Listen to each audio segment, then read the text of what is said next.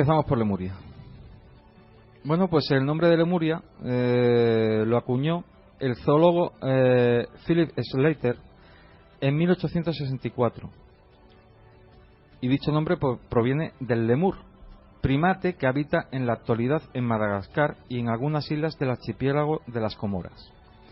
Slater, tras sus investigaciones, halló numerosos vestigios fósiles de estos primates en la India y sur de África, llevándole a sugerir la hipótesis que tanto África como Asia debieron pertenecer a un continente más grande, donde el territorio que se extendía desde Madagascar hasta el archipiélago malayo constituía un vasto hábitat para que esta especie se pudiera desarrollar en condiciones. Y por eso después se encontraron los rastros tanto en un lado como en un sitio como en otro. En sus estudios además indicó lo siguiente, y además esto lo voy a citar textualmente, que era: las anomalías de la fauna de mamíferos de Madagascar puede ser mejor explicada por el supuesto de que un gran continente ocupó parte de los océanos Atlántico e Índico, y que este continente, tras dividirse, formó islas que se unieron unas a África y otras a Asia, y debido a eso él dijo que yo debería proponer el nombre de Lemuria. O sea, que de ahí vendría el nombre de Lemuria. Sí. Bueno, pues 4 años más tarde, el coronel inglés James Churchward, en 1868, descubre en un templo colegio de la India unas tablillas con inscripciones antiguas en bajo relieve. Tras el descubrimiento, digamos que se gana a sumo sacerdote, hay quien dice que se hizo asistente de él, para poder revisar los archivos secretos del templo, donde se ocultaban las tablillas de arcilla. Además, estas tablillas de arcilla se dice que eran redactadas por los nacales, o sea, los hermanos santos en la madre tierra desaparecida llamada Mu. Ah, curioso, Mu. Estas tablillas contaban la génesis del mundo y la historia de la sumersión de Mu, donde 1000 años antes de nuestra era, el pueblo Mu llamábase Uigur y su capital se situaba en Asia. Pues su apogeo habría sido hace unos 75.000 años, pero el imperio se remontaría a 150.000 años y más. 150.000 años. O más. O más. Eso sí, este coronel inglés, jamás brindó pruebas de la existencia de estas tablillas. De estas tablillas, ya. O sea que en parte volvemos a movernos un poco entre la leyenda, sí, y la historia, no lo sabemos exactamente. Pero, por otro lado, otro investigador, el profesor Kozlov, bajo las ruinas de Krakatoa, no Krakatoa. No, Krakatoa, en el desierto de Gobi, encontró un sarcófago que tenía los emblemas de Mu, una M, el Tau y un círculo atravesado verticalmente por un diámetro. En el desierto del Gobi. Sí. Bueno, según varias fuentes esotéricas, la primera civilización se presentó hace unos 78.000 años en un continente gigante conocido como Mu o Lemuria, el cual perduró 52.000 años. Se dice que este continente fue destruido en los terremotos generados, y creo que te sonará de algo, por el cambio de ubicación de los polos. Ya tenía que salir el cambio de ubicación de los polos. Este suceso algunos estiman que ocurrió hace unos 26.000 años, es decir, unos 24.000 años antes de Cristo. Mientras que Mu no alcanzó supuestamente una tecnología tan avanzada como lo hicieron otras civilizaciones que vinieron después, se dice que sí lograron una cierta tecnología avanzada, sobre todo en lo concerniente a la construcción de edificios en artefactos megalíticos duraderos que podrían soportar terremotos. También fueron expertos, vamos a llamarlo, en la ciencia de gobernar. En la política. En la política. Lo que se considera a menudo como el logro más grande de Mu. Eso, curiosamente, perdona que te interrumpa, Eduardo, pero es muy curioso porque eso siempre se ha hablado que ha sido una característica tanto de la Atlántida, si es que no era todo lo mismo. Sí. El tema de la política, del gobierno, siempre se ha hablado de que eran expertos en el arte de gobernar. Sí. Es muy curioso eso. Y no solamente de estas, sino de otras civilizaciones. Pero sí, sobre todo de estas se ha recalcado muchas veces. Sí. Bueno, pues, como te iba diciendo, además, supuestamente, existía un lenguaje y un gobierno, como ya hemos dicho, claro. Sí. La educación era la nota clave del éxito del imperio. Y debido a que cada ciudadano estaba versado, era experto en las leyes del universo, además era entrenado cuidadosamente en alguna profesión o comercio. Ya. Es decir, tenían una especialización, Sí. cada uno, y tenían unos conocimientos generales bastante amplios para todos. Para todos. Realmente es que ahí yo es que iba a hacer ya la comparativa con el mundo actual, pero va a ser que mejor que no.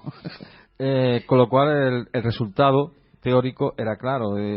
Este pueblo tenía que tener una gran prosperidad. Sí. La educación de un niño, dicen que era obligatoria hasta la edad de 21 años. Cuando entonces era elegible para asistir a la escuela de la ciudadanía. Este periodo de entrenamiento duraba 7 años, por lo cual la edad más temprana en la cual una persona se convertía en un ciudadano del imperio era a los 28 años. Sí, es y, ojo, curioso. Vuelvo a repetir que yo aquí estoy mezclando textos esotéricos, sí, textos, digamos, hechos por... Vamos a ver, he hecho una adaptación que creo... que junta todas las posibilidades. Junta todo y yo no lo veo descabellado. Ahora, cada cual es libre de sacar las conclusiones que está quiera. Claro. También se dice que cuando el continente de Mu se hundió, los océanos del mundo bajaron de nivel drásticamente. Debido al movimiento de las aguas hacia la reciente formada cuenca pacífica. Claro, se formó la cuenca del Pacífico y las aguas inundaron la cuenca del Pacífico y bajaron en otros lugares. Sí. Las islas relativamente pequeñas que habían existido en el Atlántico durante la época de la civilización lemuriana fueron dejadas expuestas y secas debido al océano en retroceso. La nueva tierra que surge a partir de este evento se junta con las islas de un archipiélago ya existente en el océano Atlántico para formar así un pequeño nuevo continente. Ajá. Este continente es llamado Atlántida por algunos historiadores, aunque otros insisten en que su verdadero nombre era Poseidón. Vale. También se cree que la Atlántida, aunque esto es un avance, pudo haber llevado o haber tenido una tecnología bastante más avanzada que lo que acabo de relatar anteriormente de Lemuria. Más avanzada. Sí. Todavía.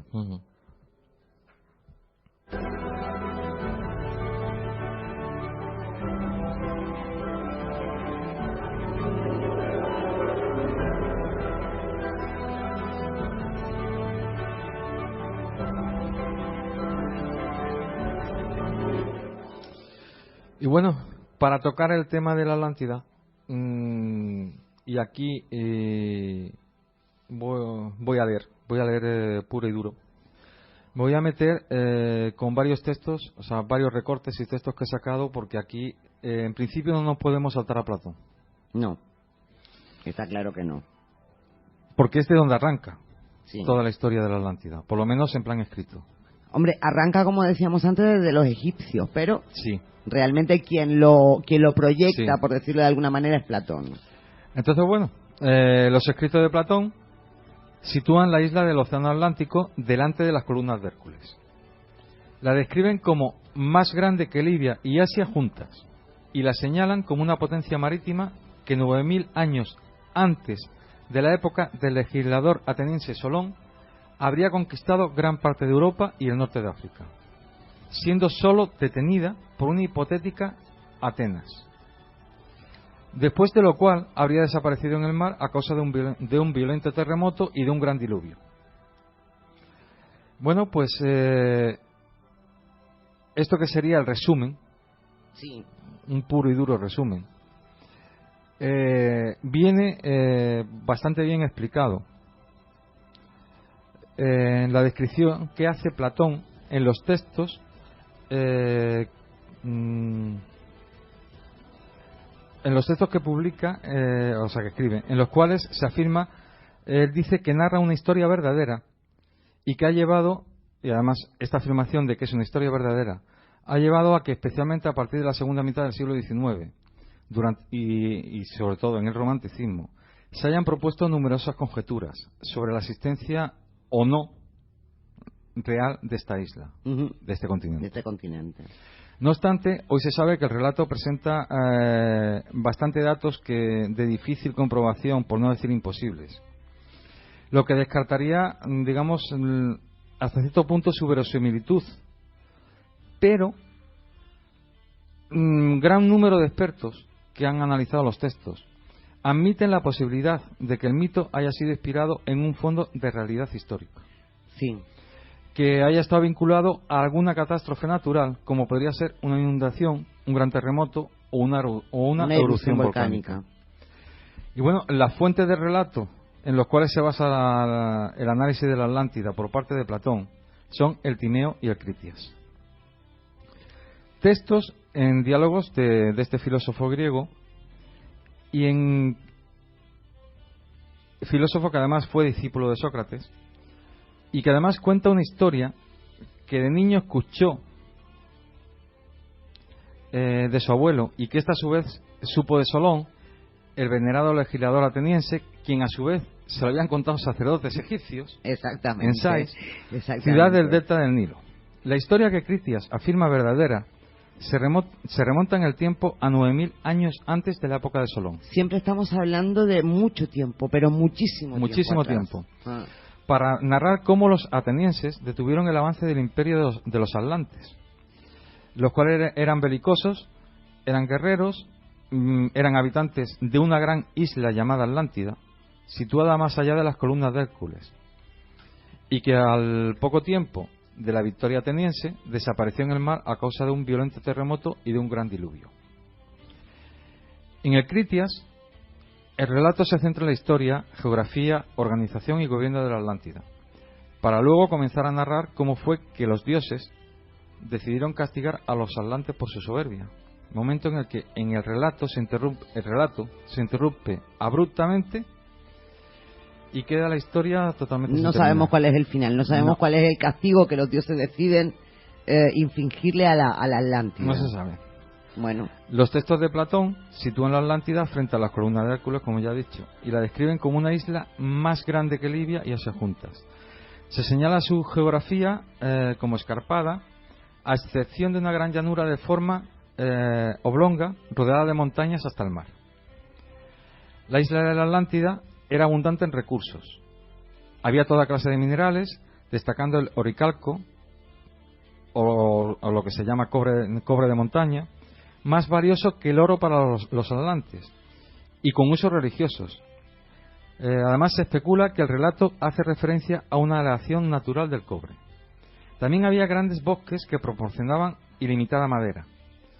Había numerosos animales domésticos, salvajes, se nombra a los elefantes, y además que había alimentos de sobra para todo el mundo. Me llama mucho la atención lo de los elefantes. Sí, además es un animal que lo tenemos en todas las épocas. Sí, y además, ¿no? Y si tenemos en cuenta que está hablando de las columnas de Hércules, eso está frente a España. Sí. ¿Qué pintan los elefantes allí? Bueno, ya lo veremos después. Sigue.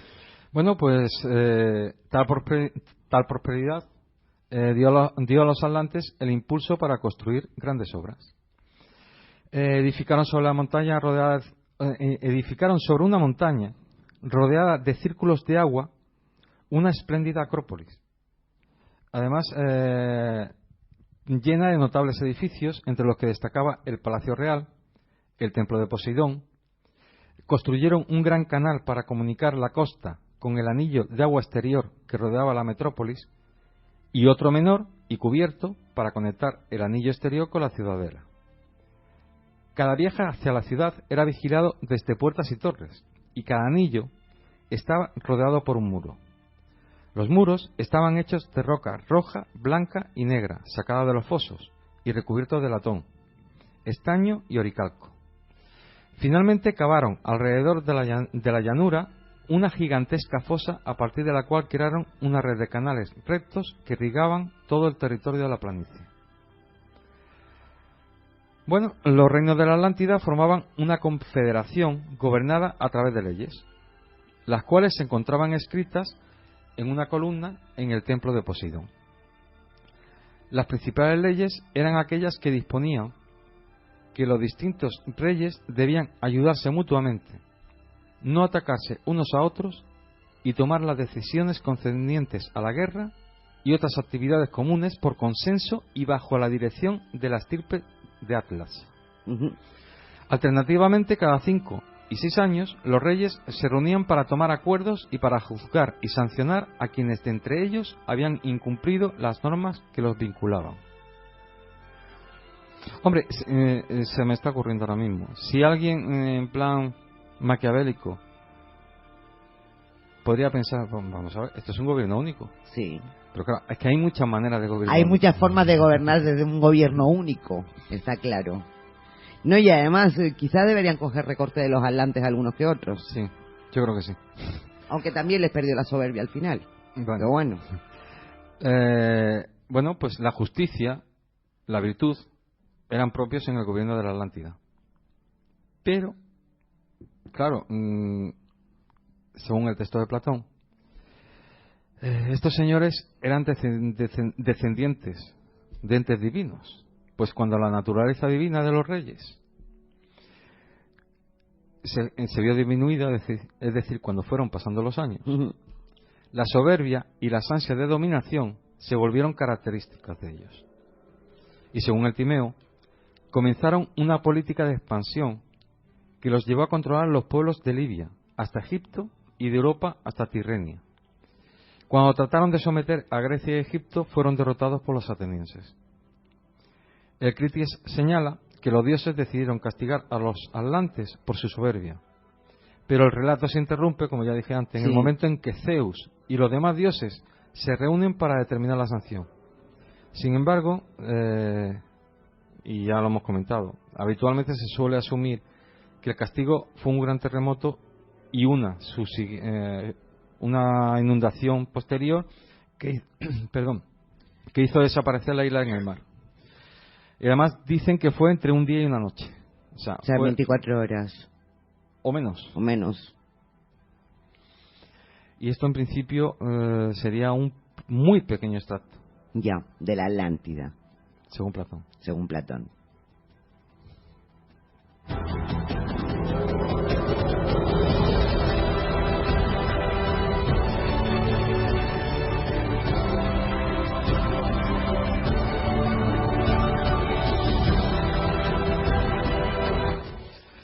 Hombre, por supuesto, dejamos un poco atrás la Atlántida de Platón. No nos podemos olvidar de alguien que en 1869 publicó un libro llamado 20.000 leguas de viaje submarino. Por supuesto, me estoy refiriendo a uno de los que, por muchos, y entre ellos me sumo, catalogamos como uno de los grandes videntes de la historia, que es Julio Verne. Bueno, pues Julio Verne en 1869 publica, como ya he dicho, 20.000 leguas de viaje submarino, en el cual, en la segunda parte del libro, en los capítulos 9, 10 y 11, narra cómo el Nautilus visita las ruinas de la Atlántida. Curioso. Esta quizás sería una de las pocas cosas que aún no están, junto con el viaje al centro de la Tierra. Sí, bueno, ¿no están o sí? Después lo veremos. Sí. Después veremos si puede ser o no puede ser. Lo de las ruinas subterráneas, las ruinas sumergidas de la Atlántida quizás podrían estar. Eso sí, eso quizás sí. Quizás. Y ahora me voy a meter en la última parte. Que además sé que es la que más te gusta. A mí es la que más me gusta. Bueno, hay un libro titulado Habitante en dos planetas. Esa es la traducción. Sí. Escrito por Frederick S. Oliver. Este señor, o joven, porque murió muy joven, nació en 1866. Y este libro, Habitantes en dos planetas, se terminó en 1886 y en 1894, ya que estaba de forma manuscrita, fue escrito a máquina y con derecho de autor. En 1899 se le hace una edición, pero no se publica hasta 1905 por su madre Mary Elizabeth Manley Oliver, 6 años después de la muerte de Oliver, el cual murió en 1899. Sí, murió joven entonces. Sí, murió con 33 años. Curioso. Bueno, pues en la introducción de este libro, Oliver afirma que lo que estaba escribiendo, o lo que había escrito, había sido a través de la escritura automática, canalizando mensajes dictados por un espíritu que se hacía llamar Filos el tibetano, junto con visiones mentales. Dichas revelaciones le fueron dadas durante un periodo de 3 años que abarcarían desde 1883 hasta 1886, en que terminó el libro. Ujú. Sí decir, como en un inciso, que este libro es el origen de la idea de que hay un santuario oculto de maestros ascendidos, descendientes de Lemuria, bajo el monte Shasta. Este monte se encuentra en la cordillera de las Cascadas, en el extremo sur de California, tiene 4.322 metros, es el segundo pico más alto de las Cascadas y la quinta elevación más alta en California. Entonces, del libro de este señor surge la idea de que bajo las montañas bajo este monte, el monte Shasta, se encuentra un santuario oculto de maestros ascendidos de Lemuria. De Lemuria. Que quizás, podría ser parte de esos que se salvaron del cataclismo y que huyeron a través de túneles subterráneos. Podría ser eso. Pero entramos en la mejor parte. Si hago una aclaración, esto no lo tengo en la chuleta, pero me gustó, y es que parece ser que el libro, y creo que todavía se puede conseguir, porque se han hecho ediciones recientes, porque además es un libro bastante demandado. El libro se le han hecho algunas modificaciones de estilo, porque parece ser que estaba escrito en un estilo bastante tosco, sí, porque la persona que lo escribió no tenía ni muchísimo menos una gran cultura, pero sí llamaba la atención las descripciones y detalles que daba de determinadas cosas que cuentan en el libro. Ya. Que no cuadraba un poco con su estilo. Con su estilo. Digamos, con la cultura que él tenía. ¿Recuerdas el nombre del libro para repetirlo para los oyentes? Sí, Habitante en dos planetas, en inglés sería... Déjalo. Devil on Two Planets. Vale. Sí, lo que te iba a comentar. Bueno, pues este libro narra la historia personal de las 2 encarnaciones más significativas de Filos. El que se ponía en contacto con el escritor. El monje tibetano y compañeros del monje, los compañeros más cercanos. Y a través de estas historias muestra, entre otras cosas, en plan esotérico, por ejemplo, muestra la acción de la ley del karma, entre otras cosas, por ejemplo, que todo lo que el hombre siembre, eso también recogerá, tanto lo bueno como lo malo, que las leyes del universo espiritual, en una de las encarnaciones se supone... Sí, tanto lo bueno como lo malo, y punto. Sí, y punto. En el tema de las leyes del universo espiritual, en una de las encarnaciones se supone que fue un Atlante, el tal Filos. Y entre las cosas que le cuenta, le narra que dicha cultura había alcanzado un alto nivel tecnológico y científico. Asimismo le hace una gran descripción de todo lo que eran las estructuras sociales, económicas, políticas, religiosas, cómo se conformaba la sociedad, bastante más, digamos, más justa que la nuestra. La vida cotidiana de los ciudadanos, incluyendo cosas tales, pero, y aquí se hago una parada, entre las cosas más llamativas, que es lo que ha dado, digamos, más, independientemente del tema esotérico, lo que le ha dado más relevancia al libro, es la descripción que hace de determinados temas como la antigravedad, las naves submarinas, la televisión, la telefonía inalámbrica, los generadores de agua, los acondicionadores de aire, el ferrocarril de alta velocidad. Además, Filos le cuenta muchas maravillas, incluyendo obras de arte que representan escenas en 3 dimensiones, que parecen cobrar vida, y una máquina de escribir que funciona con la voz. Estamos hablando... Muchas de estas cosas ya se han hecho. Y estamos hablando... Pero, por supuesto, en 1866... Perdón, en 1866 fue cuando nació.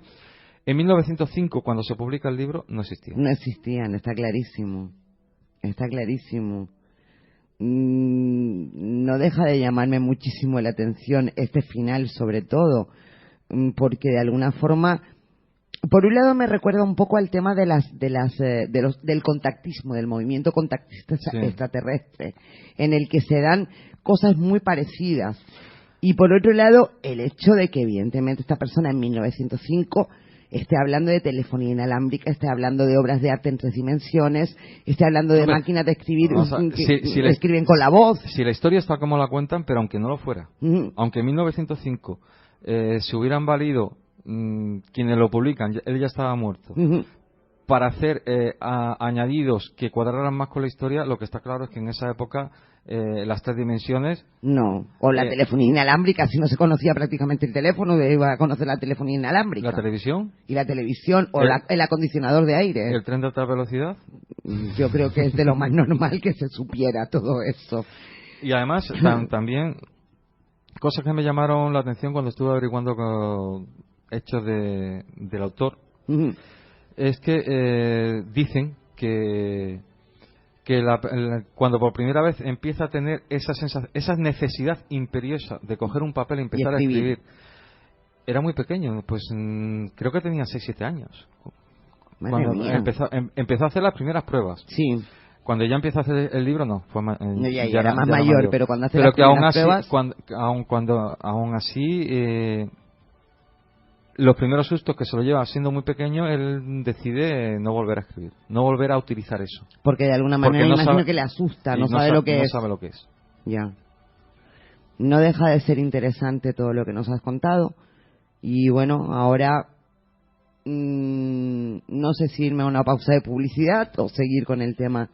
Yo creo que si nuestro técnico está de acuerdo, hacemos una pausa de publicidad, nos la quitamos ya de encima para después seguir de un tirón hasta finalizar el programa.